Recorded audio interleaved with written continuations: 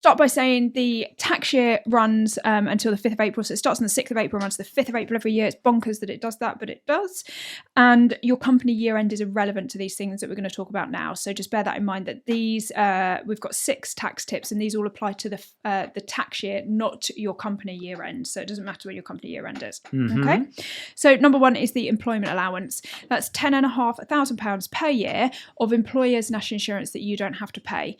Now, for most listeners that we've got, their payroll will be so great that they'll be utilising this anyway.